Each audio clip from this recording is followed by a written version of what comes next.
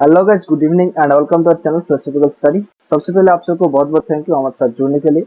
I hope कि आप लोगों ने अब रीनेट के लिए तैयारी शुरू कर दिया होंगे, तो आपका प्रिपरेशन को बूस्ट करने के लिए मैं आ चुका हूं। तो मेरा नाम राहुल मंडल है और स्वागत है आप सभी को आज इस सेशन में।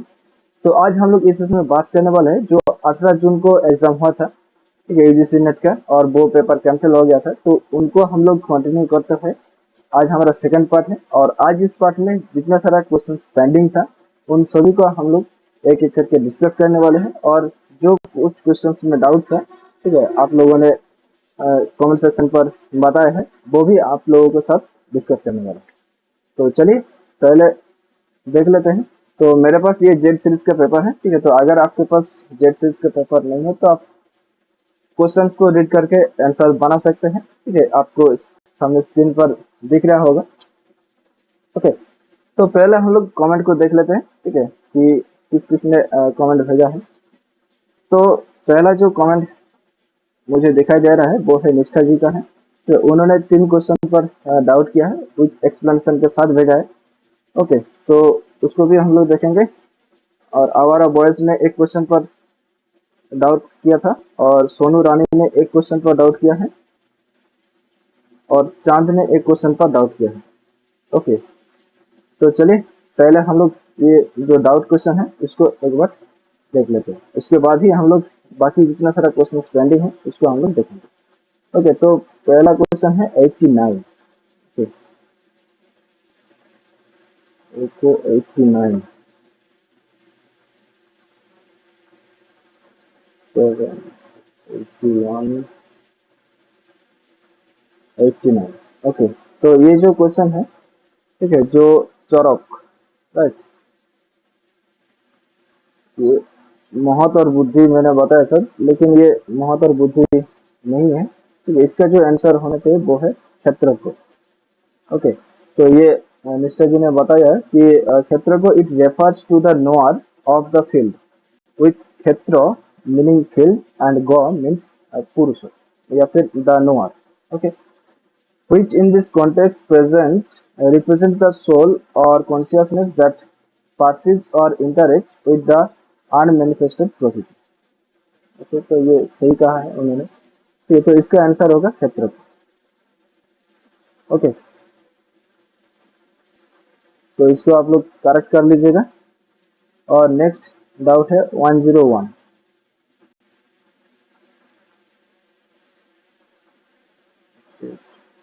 101, ये श्रेयस और प्रेयस वाला जो क्वेश्चन है, ठीक है। तो यहाँ पर श्रेयस और प्रेयस में थोड़ा सा मिस्टेक हो गया है, ठीक है। तो यहाँ पर जो श्रेयस है, ठीक है, वो ये होगा। ओके, श्रेयस मीन्स ये स्पिरिचुअल डेवलपमेंट होगा, और प्रेयस मीन्स ये वर्ल्डली प्रोस्पेरिटी होगा। मतलब सांसारिक समृद्धि जो है वो प्रेय है, और श्रेय क्या है, जो स्पिरिचुअल डेवलपमेंट है वो श्रेय है। ओके, तो इसका जो आंसर होना चाहिए वो है ऑप्शन 1। ओके, ये भी सही कहा है। ओके, और नेक्स्ट क्वेश्चन 117, 170, तो ये जो क्वेश्चंस मैंने आप लोगों को बताया था कि यहाँ पर डाउट है, ठीक है। तो यहाँ पर तो दंड और धर्मों के बीच मैंने बताया था, तो यहाँ पर आ, बताया गया है कि ये आंसर जो है वो धर्म है। ओके, तो उन्होंने यहाँ पर एक्सप्लेनेशन दिया है। Dharma, the moral law, duty and righteousness that upholds society, much like constitutional morality, which upholds the principles and values of the constitution, while other terms, Varna, caste system, danda, punishment or government, and ashrama, or stages of life, have specific contextual meaning. Dharma aligns more closely with the idea of ethical and moral principles that guide behavior in accordance with the constitution। Okay, तो उन्होंने सही कहा है।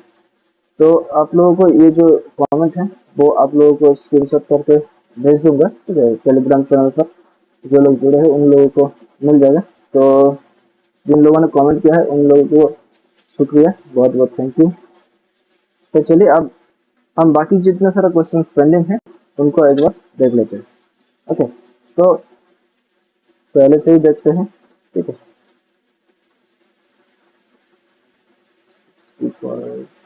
ये यहाँ से शुरू होता है। राइट, तो देखो यहाँ पर जो ट्रेंडिंग है वो है 53। राइट, ओके, तो यहाँ पर वेदांत फिलोसफी के साथ इन्फरेंस के बारे में कौन सा नॉट एप्लीकेबल है। ओके, तो यहाँ पर नॉट एप्लीकेबल लिखा है। राइट, तो देखो पहला जो ऑप्शन है, the notion of concomitance by the perception of two things together when no case of the failure of concomitance is known। Okay, तो ये बेसिकली व्यक्ति के बारे में बताया जा रहा है। राइट, कि जब सहचारिता का विफलता का कोई प्रकरण ज्ञात ना हो तो दो वस्तुओं के साथ एक साथ प्रत्यक्ष द्वारा सहचारिता की धारणा को साबित किया जा सकता है। तो ये सही है। ओके, अब देखो केवल व्यतिरिकी इज एक्सेप्टेड। राइट, तो ये केवल व्यतिरिकी इज नॉट एक्सेप्टेड होगा। ठीक है, तो अब ये सही होता है। तो यहाँ पर जो आंसर है वो ऑप्शन 2 हो जाएगा कि इसको वेदांत फिलोसफी ने एक्सेप्ट नहीं किया है। ठीक है, और उसके साथ देखो ये जो अन्वय व्यतिरिकी है इज डिस्कार्डेड। राइट, मतलब अन्वय व्यतिरिको जो है, राइट, उसको भी एक्सेप्ट नहीं किया है। राइट, ये सही है। और देखो यहाँ पर अन्वय व्यक्ति इज एक्सेप्टेड, ये भी सही है। राइट, तो इसका जो सही आंसर होगा वो है ऑप्शन 2। और जो एक व्यतिरेकी है, मतलब क्या है कि अन्वय, केवल अन्वय।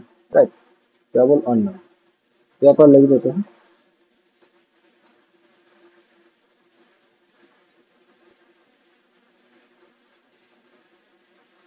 ओके, केवल अन्वय ये एक्सेप्टेड। ओके, तो केवल व्यतिरेकी और अन्वय व्यतिरेकी इन दोनों को एक्सेप्ट नहीं किया है। ठीक है, तो ये याद रखो। ओके, तो इसका जो आंसर है वो है ऑप्शन 2। ओके, अब नेक्स्ट क्वेश्चन जो ट्रेंडिंग है वो कितना है, 57। ओके, तो यहाँ पर देखो सॉफ्टवेयर का ये क्वेश्चन। ओके, तो यहाँ पर भी मैंने आप लोगों को बताया था, ये भी डाउट है कि 2 और 3 में कौन सा होगा। ठीक है, तो अब इस क्वेश्चन का जो सही आंसर होगा वो है option 3। A, C, D and E. यहाँ पर बी नहीं होना चाहिए। राइट, तो यहाँ पर देखो the criticism made against software philosophy है। ओके, तो सॉफ्टवेयर फिलोसफी के साथ जो क्रिटिसिज्म है वो अगेंस्ट कहाँ पर जाती है। Right, तो software existentialism encourages in action, मतलब poeticism. Software existentialism emphasize the society over individual. तो इंडिविजुअल के बारे में तो उन्होंने सॉफ्टवेयर बात किया था। राइट, तो यहाँ पर जो सोशलिज्म या फिर समाजवाद है, राइट, ये अगेंस्ट नहीं जाते। राइट, तो ये इसके साथ ही है। अब देखो बाकी जो ऑप्शन है एक बार उसको भी देख लेते हैं कि software existentialism leads to a depressingly negative view of life. Okay, pessimism और सब्जेक्टिविज्म, okay, और relativism. Right, the software existentialism emphasizes the individual over society। Okay, software existentialism propounds a subversive view that there are no moral truth, मतलब relativism. तो ये सारे जितना है उसके criticism के अगेंस्ट है। right? लेकिन यहाँ पर जो सोशलिज्म है वो उसके अगेंस्ट नहीं जाते हैं। ओके, तो बी को डिलीट कर दो तो देखो एक ही ऑप्शन बचता है, वो है ऑप्शन 3। ओके, अब देखो नेक्स्ट क्वेश्चन, ये एपिक्यूरियन मेटाफिजिक्स के साथ ये क्वेश्चन कौन सा सही है। राइट, तो देखो यहाँ पर the motion of the atoms takes place in infinite space. मतलब क्या है कि परमाणु की गति अनंत आकाश में घटित होती है। ये एपिक्यूरियन मेटाफिजिक्स जो है, राइट, उसके साथ ये सही है। अब देखो the atoms are endowed with upward motion. मतलब परमाणु ऊर्ध्व गति से युक्त होते हैं। क्या ये सही है? नहीं, ये सही नहीं है। अगर the universe consist of finite atoms, finite atoms ये भी नहीं है। और एटम्स आर अनक्रिएटेड एंड इंडेस्ट्रक्टिव, ये सही है। तो ए और डी। तो यहाँ पर है ऑप्शन 4 पर। ओके, तो ये ऑप्शन 4 जो है वो हम लोगों का करेक्ट आंसर हो जाएगा। तो अब नेक्स्ट पर 62। ओके, यहाँ पर देखो कांट का जो मेटाफिजिक्स है, पॉसिबिलिटी ऑफ मेटाफिजिक्स, तो यहाँ पर कौन सा एक्सेप्ट है, right? मतलब कांट ने एक्सेप्ट किया है। ओके, तो देखते हैं। As a study of the theory of knowledge, theory of knowledge ये भी एक्सेप्टेड है। As relative knowledge of the forms and laws of nature, ये नहीं है। यहाँ पर फॉर्म्स के बारे में बात किया गया है, तो ये नहीं है। तो as absolute knowledge of the laws and forms of the will, ये सही है। As knowledge of the spiritual world based on the moral laws, ये भी सही है। As a hypothesis of the universe having a certain degree of possibility, ये भी सही है। तो इसका जो आंसर है वो है ऑप्शन 3 होना चाहिए, राइट। ओके, तो अगर मैं गलत हूँ तो आप लोग प्लीज कमेंट सेक्शन पर कमेंट करके जरूर बताना, ठीक है। ओके, तो अब नेक्स्ट जो क्वेश्चन रहेगा था वो है 65। ओके, तो ये क्वेश्चन देखो, direct denotation of Vedic text lies not in commenting something but pointing out some well established fact and is the position adopted by। Okay, तो इस क्वेश्चन का जो सही आंसर होना चाहिए, तो देखो बौद्ध और जैन ये दोनों तो नहीं होगा, राइट, क्योंकि ये दोनों तो नास्तिक दर्शन, राइट, इन्होंने तो वेद के बारे में तो एक्सेप्ट ही नहीं किया। ओके, तो यहाँ पर जो सही आंसर होना चाहिए वो है सांख्य, राइट। और अगर कुछ ऑप्शन रहता है तो ये न्याय, वैशेषिक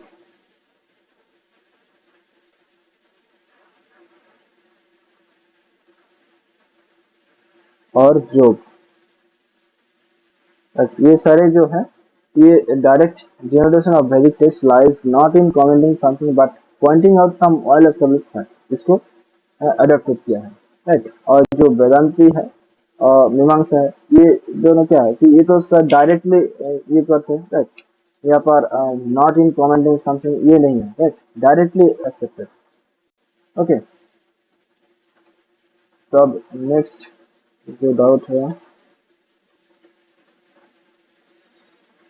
76।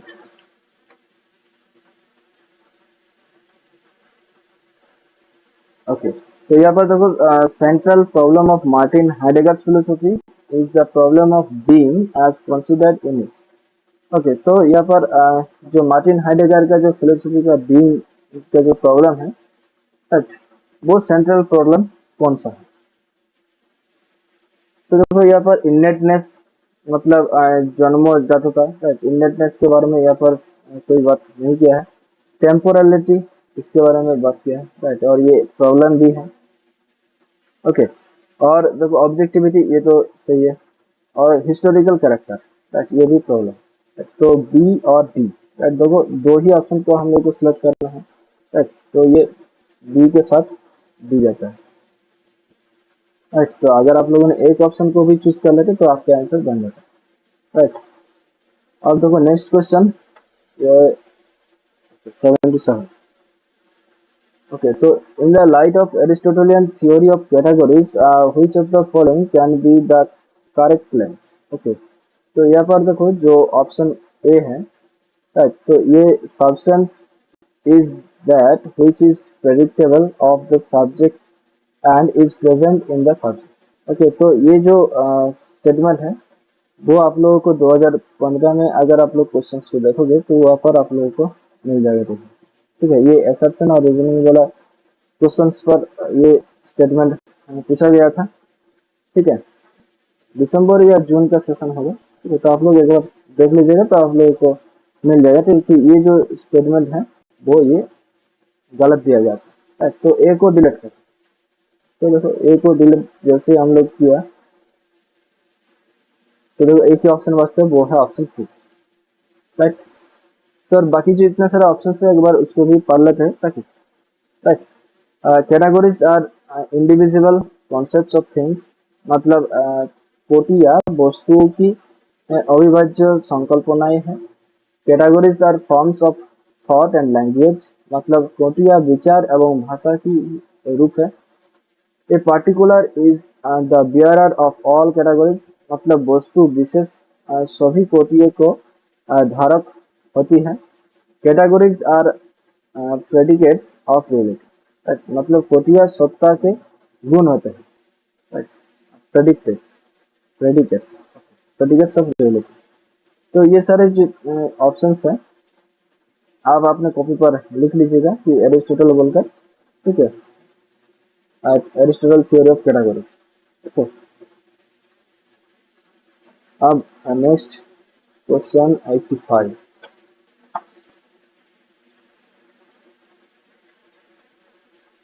ओके, तो यहाँ पर देखो, statements in mathematics and logic can be seen as clear cut violation of. Okay, तो यहाँ पर देखो मैथमेटिक्स एंड लॉजिक के बारे में बात हो रहा है, राइट। और यहाँ पर बताया गया कि स्पष्टता, राइट, कि उल्लंघन के रूप में दिखा जा सकता है।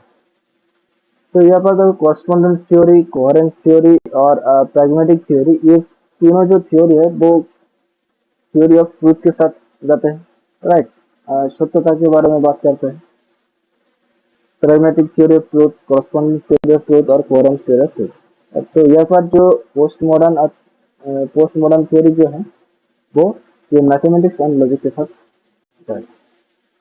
ओके, अब नेक्स्ट क्वेश्चन 89, वो तो ये आप लोगों को पहले ही बता दिया, राइट। अब 91। ओके, तो यहाँ पर डेकार्ट्स का जो फाउंडेशनलिज्म है, राइट, वो रेशनलिज्म के डिसेंडिंग ऑर्डर में आप लोगों को देखना है। ओके, तो देखो असेंडिंग ऑर्डर अगर आप लोग ढूंढ लोगे तो उसको उल्टा कर दोगे तो डिसेंडिंग हो जाएगा, राइट।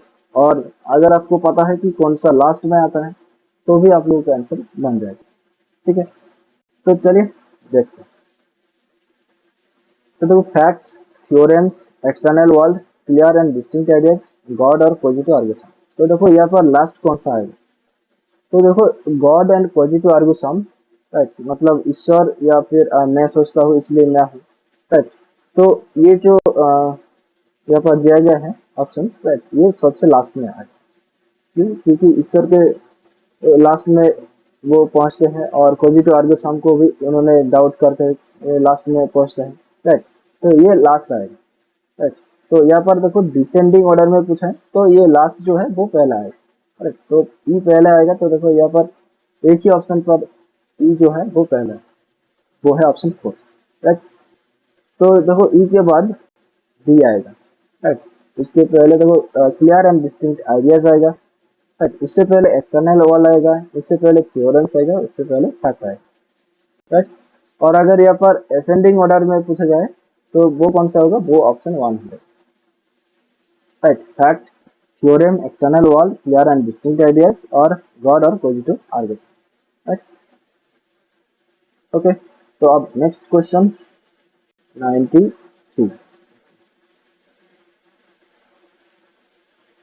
तो देखो यहाँ पर which of the following is incorrect. Okay, तो यहाँ पर इनकरेक्ट बताया गया है इन द कॉन्टेक्स्ट ऑफ नए वैशेषिक फिलोसफी। ओके, तो देखो akasho is all pervasive and eternal, मतलब आकाश विभु और नित्य है, ये तो बिल्कुल सही है, नए वैशेषिक के अकॉर्डिंग जाएगा। देयर आर सेपरेट आत्मास फॉर ईच पर्सन।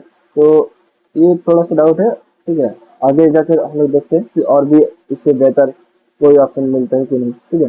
अगर वो manas is the indeterminate link that connects the soul to the objects and produces feeling.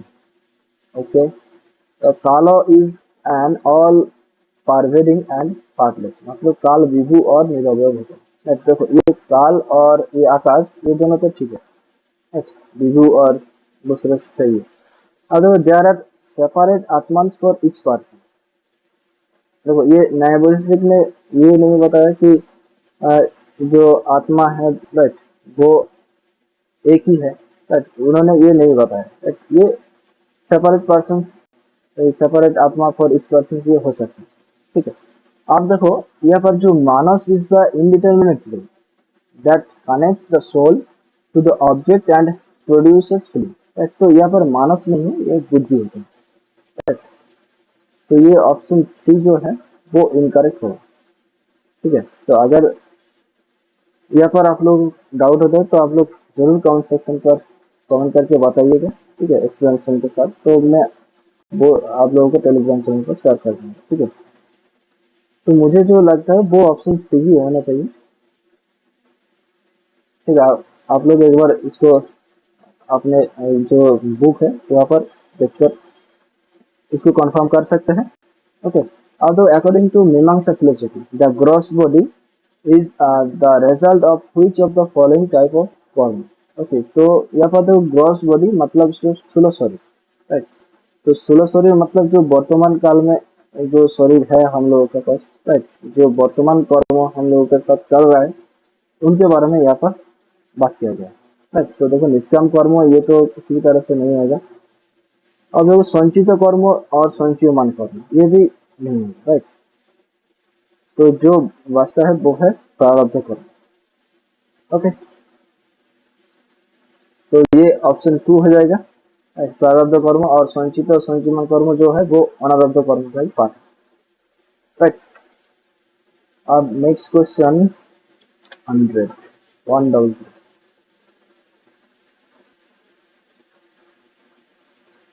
Okay, तो यहाँ पर देखो डेकार्ट्स के बारे में यहाँ पर एक क्वेश्चन दिया गया है कि the attribute is the quality without which the substance cannot conceivably exist।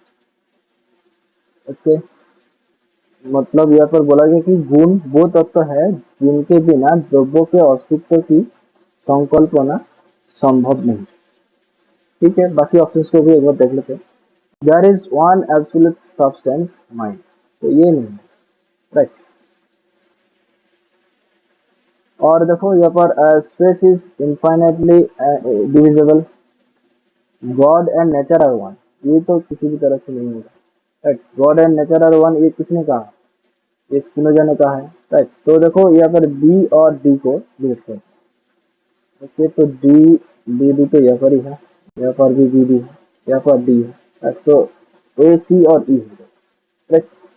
तो देखो the attribute is the quality without which the substance cannot conceivably exist, space is infinitely divisible, और God is the first cause of motion, right?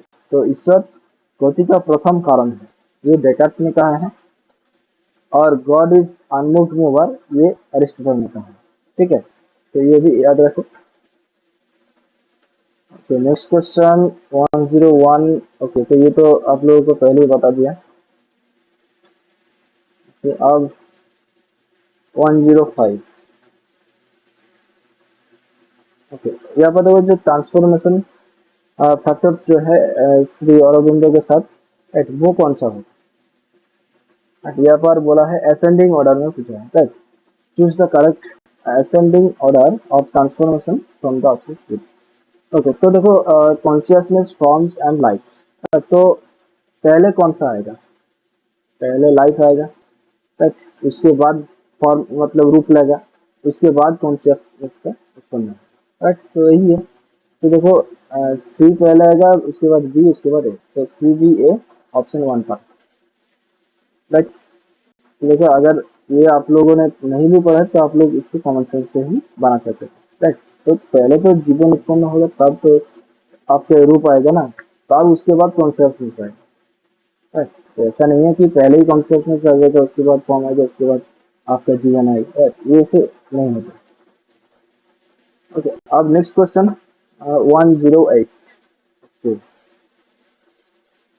तो यहाँ पर देखो जो विनियोग विधि के बारे में पूछा गया है, ठीक है, कि द मीमांसकास इन ट्रीटमेंट ऑफ वैदिक injection of application, injection of application मतलब विनियोग विधि, propounded 6 means of evidence, which of the following represents the etymological meaning, right? तो यहाँ पर etymological meaning के बारे में पूछा गया है कि वैदिक विनियोग विधि के निरूपण में मीमांसकों ने साक्ष्य के 6 अर्थों को विचारार्थ प्रस्तुत किया। निम्नलिखित में से कौन व्युत्पत्तिमूलक अर्थों को प्रस्तुत करता है।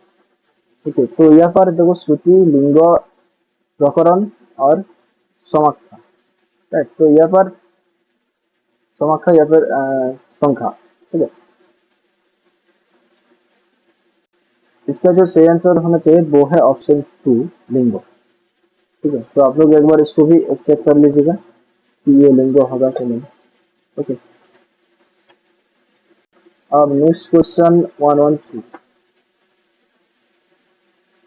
ओके, तो ये मैच द लिस्ट है।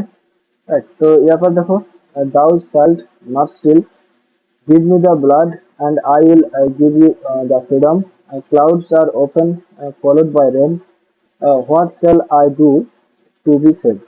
ओके, यहाँ पर interrogative language, descriptive language, emotive language और प्रेस्क्रिप्टिव लैंग्वेज। तो देखो यहाँ पर एक ऑप्शन को देखकर आप लोगों का ये आंसर बन जाएगा। तो वो कौन सा? देखो, what shall I do to be saved. Right, तो यहाँ पर जो क्वेश्चन मार्क लगा है, राइट, तो इससे देखकर आप लोगों को ये पता चल जाना चाहिए कि ये इंटरोगेटिव लैंग्वेज में बताया गया है। राइट, मतलब प्रश्नवाचक भाषा में। तो डी को जैसे ही 1 से मैच करोगे तो देखो एक ही ऑप्शन बचता है, वो है ऑप्शन 4। राइट, और देखो बाकी जितना सारा है एक बार इसको भी पढ़ लेते हैं। Right, A4, thou shalt not steal, मतलब तुम्हें चोरी नहीं करना चाहिए, वो प्रेस्क्रिप्टिव लैंग्वेज है, निर्देशात्मक भाषा में बोला गया है। Give me the blood and I will give you the freedom. Right, तो तुम मुझे खून दो, मैं तुम्हें आज़ादी दूंगा। तो ये कौन सा हो जाएगा?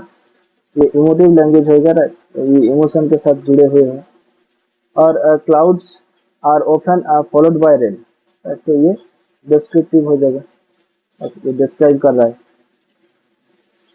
ओके, तो अब नेक्स्ट क्वेश्चन है 115। ये है। ओके, तो देखो यहाँ पर which of the following statement is incorrect. Okay, तो देखो, the joiners hold that the word cow does not mean a particular cow. Okay, or for Mimamsakas, the primary relation of the world is with the universal and not with the particular. According to Sankhya, the primary meaning of the word is the universal jati. Or for the old Nayakas, a word means the Bhakti, Akriti and Jati. Okay, तो देखो यहाँ पर option 4, for the old नायकस, मतलब जो प्राचीन न्याय है। Right, उन्होंने एक वर्ड को कहा कि व्यक्ति है, आकृति है, जाति है। राइट, इन तीनों को ही उन्होंने एक्सेप्ट किया है, तो ये सही है। और सांखो, देखो, the primary meaning of the word, right, इस शब्दों का प्राथमिक मीनिंग इज द यूनिवर्सल, मतलब जाति। तो ये नहीं, ये व्यक्ति, ये इंडिविजुअल या फिर व्यक्ति।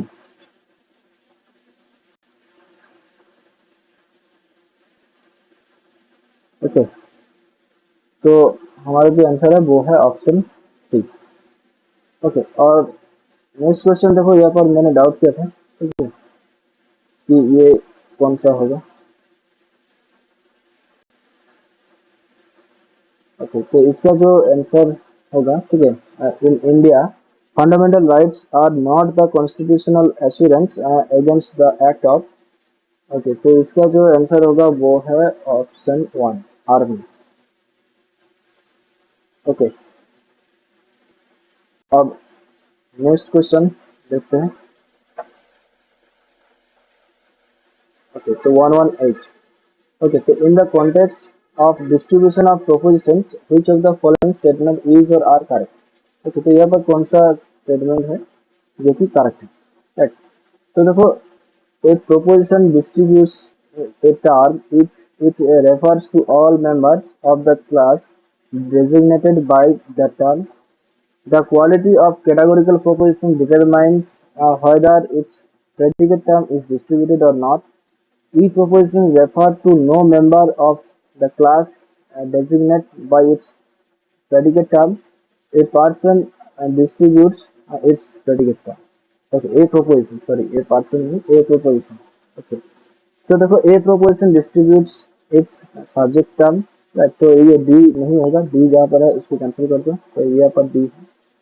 अगर E propositions refers to no members, ठीक है ये सही है, of the class designated by its predicate term. सिर्फ प्रेडिकेट टर्म के वजह से ये नहीं होता है, राइट। यहाँ पर दोनों टर्म को ही एक करते हैं, राइट, डिस्ट्रीब्यूशन करते हैं। तो यहाँ पर ये क्या है, ऑप्शन सी भी ग्रेट हो जाए, राइट। सी को यहाँ से हटा दो, यहाँ से हटा दो, तो देखो बचा कौन, ये ऑप्शन वन, राइट। तो a proposition distributes a term if it refers to all members of the class designated by that term.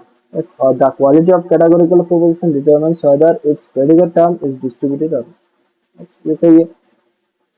अब नेक्स्ट क्वेश्चन देखो 119, okay, which of the following statement are true to a moral prescriptive? Okay, तो यहाँ पर बोला गया कि नैतिक परामर्शवादी के बारे में निम्नलिखित कथनों में से कौन सा कथन सही है? ओके, तो यहाँ पर देखो moral judgments are some kind of imperative, मतलब नैतिक निर्णय एक प्रकार के आदेश है। ये क्या है, ये तो बिल्कुल सही है। अब देखो मोरल जजमेंट्स आर प्रेस्क्रिप्शन, यहाँ पर प्रेस्क्राइब कर रहा है, मतलब परामर्श दे रहा है। अगर ought is not derivable from it, मतलब तथ्यों से मूल्य निगमित नहीं होता है। तो यहाँ पर देखो नॉट लिखा है, राइट, कि नॉट डिराइवेबल, तो ये सही है। और देखो no one can tell another what is right और रॉन्ग, मतलब यहाँ पर बोला गया कि कोई भी किसी को ये नहीं बता सकता कि ये सही है या फिर गलत है, राइट। तो मोरल जो जजमेंट है या प्रिस्क्रिप्शन है, राइट, यहाँ पर तो ये नहीं बोल सकते, राइट, कि कौन सा सही है कौन सा गलत है। आप देखो moral judgments are not primarily description, right, तो ये देखो यहाँ पर नॉट लिखा है, राइट, तो ये सही है कि मोरल जजमेंट्स वो प्राइमरली डिस्क्रिप्शन नहीं है, मतलब वर्णन नहीं है। मतलब यहाँ पर जितना सारा स्टेटमेंट्स दिया गया है मोरल पर्सपेक्टिव के अंदर, ये सारे सही है, राइट। तो ऑप्शन टू हो जाएगा। ओके, तो अब नेक्स्ट क्वेश्चन, ओके, तो 120, ओके, तो ये यहाँ पर देखो योगाचार बुद्धिस्ट के अकॉर्डिंग कौन सा इनकरेक्ट है? ओके, तो यहाँ पर इनकरेक्ट पूछा है, राइट। तो चलिए देखते हैं। The word cow means the exclusion of all objects that are cow, मतलब गाय शब्दों से आशय उन सभी वस्तुओं के बहिष्करण से है जो कि गाय, एक्सक्लूशन, ओके, बहिष्करण, ओके, तो ये सही है। According to Dharmakirti the conceptual image has a direct correspondence with the real external thing, तो यहाँ पर देखो रियल एक्सटर्नल थिंग्स के बारे में बताया गया है कि धर्मकीर्ति ने अ, मानसिक प्रत्यय का वास्तविक बाह्य वस्तु से सीधा संबंध। तो आप देखो यहाँ पर सलक्षण इज नॉन थ्रू इन्फरेंस, ये क्या है, स्वलक्षण एक प्रत्यक्ष है, राइट। तो स्व, ये जो टर्म है स्वलक्षण, ठीक है, अगर इसको तोड़ोगे तो देखो स्व मतलब खुद, right? तो जब आप किसी चीज को परसीव करते हो या फिर किसी चीज को जानते हो तो कैसे जानोगे, तो वो आप डायरेक्टली जानोगे, राइट, परसेप्शन के थ्रू जानोगे। यहाँ पर इन्फरेंस के थ्रू बोला गया है, तो ये इन्फरेंस नहीं होगा, ये परसेप्शन होगा।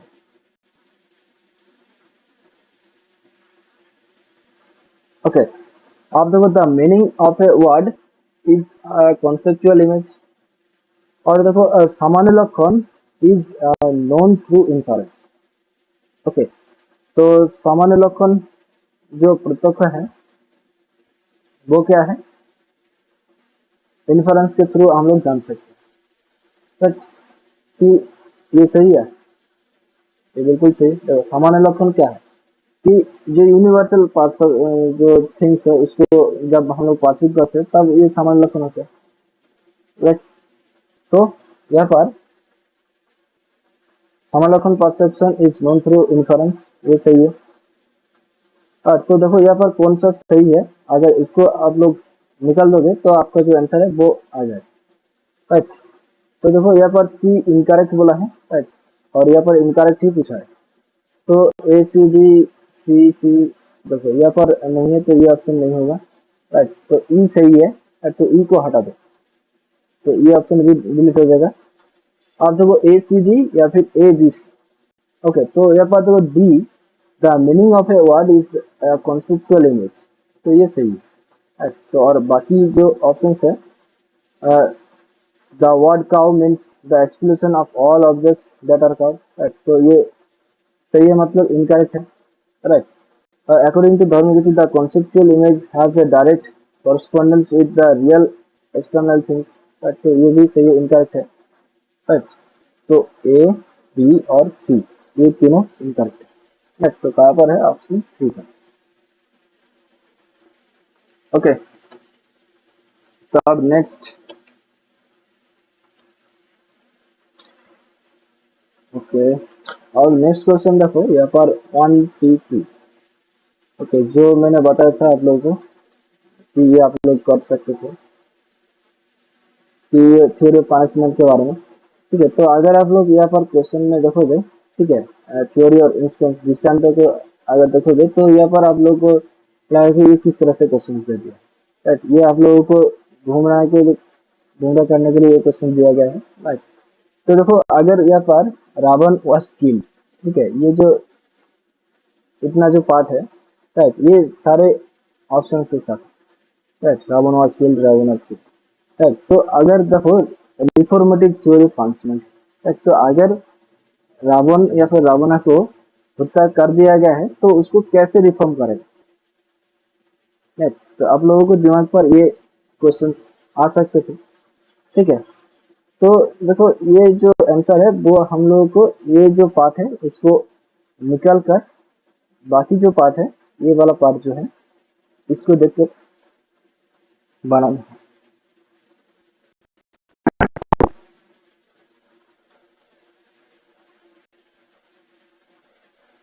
तो देखो यहाँ पर रेट्रिब्यूटिव थ्योरी ऑफ पनिशमेंट, राइट, ये जो रेट्रिब्यूटिव थ्योरी ऑफ पनिशमेंट है, मतलब ये क्या है कि ये दंडों का प्रतिकारात्मक सिद्धांत है, राइट, कि टिक फॉर टिक और I for an I, right. ये तो रेट्रिब्यूटिव थ्योरी ऑफ पनिशमेंट का एग्जांपल है, राइट। तो ये देखो ये टू के सब जाएगा, राइट। तो देखो Ravana was killed because of what he did, right, वो रावण अपने कृत्यों के कारण मारा गया है, राइट। तो ये इसके साथ जाएगा।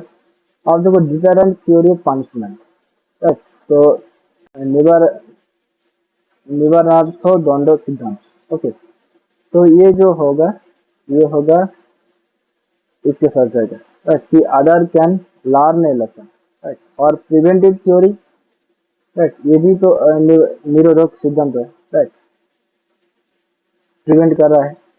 तो ये जो सी होगा वो इसके साथ जाएगा, तीन के साथ जाएगा कि he can not do further crime, right, जैसे कि वो अगर क्या बोले फर्दर क्राइम नहीं कर सके, राइट, भविष्य में अपराध ना कर सके, ओके। और रिफॉर्मेटिव थ्योरी पनिशमेंट हो जाएगा ये because he was not corrigible, right, मतलब रावण इसलिए मारा गया क्योंकि उसमें कोई सुधार संभव नहीं, ओके। तो इसके साथ जाएगा। तो देखो A2 और B4, ओके, A2 B4 यहाँ पर भी है और यहाँ पर भी है, ओके। और C3 और D1, ओके। तो D1 देखो एक ही ऑप्शन पर है, वो है ऑप्शन 2, ओके। तो ये ऑप्शन 2 हो जाएगा करेक्ट आंसर, ओके। तो अब नेक्स्ट क्वेश्चन 134, ओके, ये कांट का क्वेश्चन है, इमानुएल कांट का जो स्पेस एंड टाइम है, ठीक है। तो यहाँ पर कौन सा एक्सेप्टेबल, ओके। तो चलिए देखते हैं। Space and time are realities and things existing for themselves, मतलब द्विकाल यथार्थ तो है और स्वतः सत वस्तुएं है, क्या ये सही है? नहीं, ये सही नहीं है। तो space and time are qualities और relations belonging to things as such, मतलब द्विकाल वस्तुओं से संबंधित गुण या संबंध है। तो ये दोनों रहेंगे, राइट, ए और बी को हटा दो, क्योंकि यहाँ पर ए भी है, यहाँ पर ए है, यहाँ पर बी। राइट, तो ये देखो डिलीट हो गया, तो एक ही ऑप्शन बचता है, वो है ऑप्शन 4। राइट, तो मतलब सी डी और ई, सी डी और ई। ठीक है, तो एक बार इसको पढ़ लेते हैं। देखो space and time are our sensible has apprehending objects, मतलब विकल्प वस्तुओं को जानने की हमारी संवेदन शक्ति का दार है, संवेदन शक्ति का दार है। और space and time are forms और फंक्शंस ऑफ द सेंसर्स, मतलब विकल्प वस्तुओं को जानने की। ओके, विकल्प इंद्रिय बोध के आकार या व्यापार, आकार या व्यापार। ओके, और if there were no begins no beings in the world endowed with the intuition of space and time, the word would case to the spatial and temporal. Okay, spatial and temporal ये तो एक keyword है, right, जो कि can't के philosophy के साथ जाएगा। तो यदि विकल अंतःप्रज्ञा से युक्त जगत में कोई प्राणी नहीं होता है, तो जगत दिक और काल से रहित होता है। right, तो ये सही है। right, तो 1, 3, 4 का आंसर है ऑप्शन 4। तो अब देखो 139, जो कि कांट का ही क्वेश्चन है, जो कैटेगोरिकल इंपरेटिव के बारे में पूछा गया है कि यहाँ पर कौन सा नॉट इम्प्लाइड। ओके, नॉट लिखा है। ठीक है, तो चलिए देखते हैं। Duty is indefinable by an objective principle. देखो ड्यूटी के बारे में तो ये कांट के साथ जाएगा ही जाएगा। कर्तव्य किसी वस्तुनिष्ठ सिद्धांत द्वारा अभिज्ञ है, ये सही है। Moral reasons outweigh with other reason, मतलब नैतिक कारण अन्य कारणों से अधिक प्रभावशाली होते हैं। राइट, ये सही है। राइट, और देखो moral reasons are binding because of their objective rationality, मतलब नैतिक कारण अनिवार्य होते हैं क्योंकि उनमें वस्तुनिष्ठ बौद्धिकता होती है। और देखो moral reasons are related to individual. Right, तो ये मोरल रीजन बोल रहा है कि नैतिक कारण बोल रहा है और इंडिविजुअल के साथ बोल रहा है। राइट, ये तो नहीं है, इंडिविजुअल के साथ नहीं जाएगा, ये यूनिवर्सल के साथ जाएगा।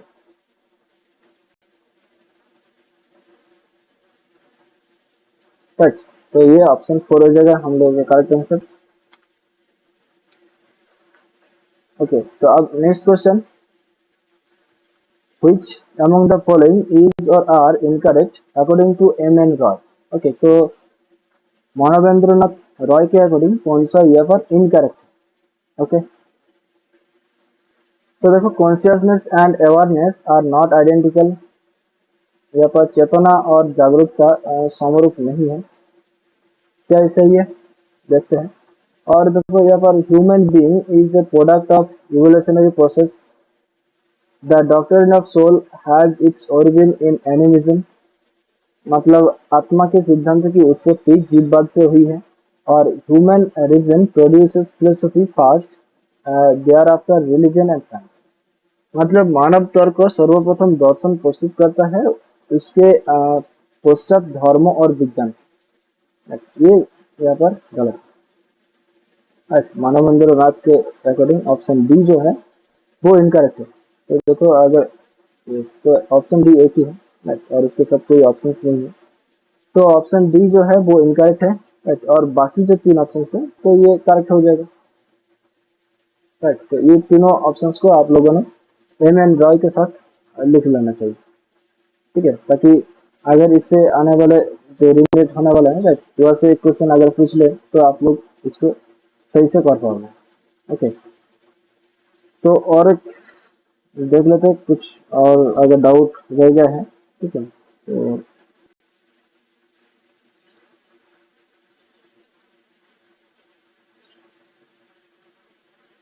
ओके, तो यहाँ पर ये किसका नाम है, मधुलिका शर्मा। ओके, तो उन्होंने मुझे टेलीग्राम पर एक मैसेज दिया था। Correct answer of for 89 is क्षेत्रफल। ओके, और 117 इज फोर, दैट इज धर्मो, ये तो आप लोगों को बता दिया। और 133, ये सी बोल रहा है। ठीक है, देख लेते हैं। 133, It is A and B. And C point is incorrect because in मीमांसा. Okay, तो इसका शायद मुझे लगता है कि क्वेश्चन नंबर थोड़ा अलग है. Okay, तो मीमांसा रूढ़ी. Conventional meaning is often given more importance than yoga. Etymologically meaning this ties back to the preference for commonly accepted meanings over root meaning. Okay, तो ये मीमांसा का जो क्वेश्चन था, जहाँ पर मीनिंग के बारे में बात किया गया था, रूढ़ी टर्म था. ठीक है, तो वो क्वेश्चन शायद ये है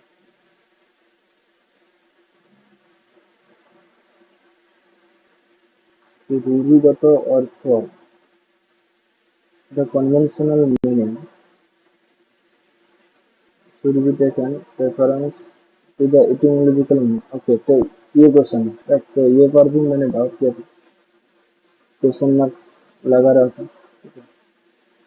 ओके, तो ये जो आंसर है वो सी का है, मतलब ए एंड बी.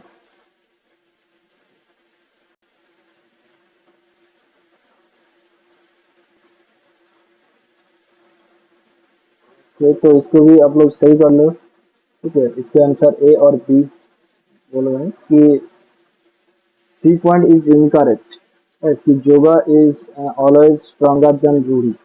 ओके, ये इनकरेक्ट है क्योंकि मीमांसा रूढ़ी conventional meaning is often given more importance than yoga etymological meaning.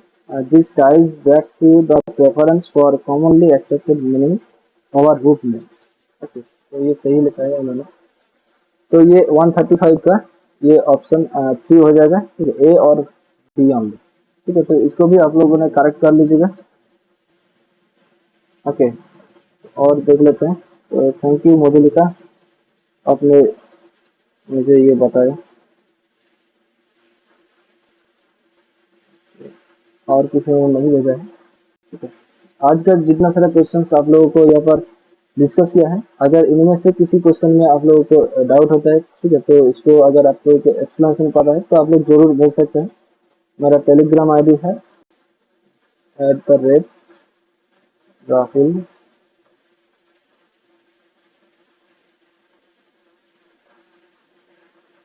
Philosophical study. ठीक है, ये अगर सर्च करोगे तो मेरा टेलीग्राम आईडी आप लोगों को दिख जाएगा. ठीक है, तो उससे आप लोग मुझसे कांटेक्ट कर सकते हैं. ठीक है, और देखो यहाँ पर जो रीड द पैराग्राफ वाला जो क्वेश्चन है, राइट, ये पर 10 क्वेश्चन है. राइट, तो ये आप लोगों के ऊपर छोड़ रहा हूँ. ठीक है, तो आप लोग इसको अच्छे से पढ़िए. ठीक है, और उसके बाद एक एक क्वेश्चन का आंसर निकालिए. ओके, तो अगर जितना आप लोग ये पैराग्राफ पढ़ोगे उतना ही आप लोगों का स्पीड बढ़ेगा. ठीक है, उतना ही आप लोग एग्जाम में जाकर अच्छे से परफॉर्म कर सकते हैं. ओके, तो मिलते हैं नेक्स्ट सेशन पर, कुछ अलग तरीके के टॉपिक को लेकर आते हैं. ठीक है, तो इस क्वेश्चन से आप लोगों को ये पता चल जाएगा कि कहाँ पर आप लोगों ने गलतियाँ किया था. राइट, इसको आप लोग सुधार लीजिए. तो हो सकता है इससे एक दो क्वेश्चन आप लोगों को देखने को मिल जाएगा. ठीक है, क्योंकि इसका आंसर की यूजीसी नेट में नहीं निकलने वाला है. ठीक है, तो इससे एक दो क्वेश्चन आप लोगों को जरूर देखने को मिलेगा आई थिंक. तो अगर ऐसा है तो आप लोग इसको अच्छा से कर पाओगे. ठीक है, तो चलिए मिलते हैं नेक्स्ट सेशन पर. तब तक रियाज करें, मुस्कुराते रहे और खुद को शांत रखकर अपने प्रिपरेशन को आगे लेकर चलें. Thank you, bye bye, take care, ध्यान रखिएगा दोस्तों. चलिए बाय.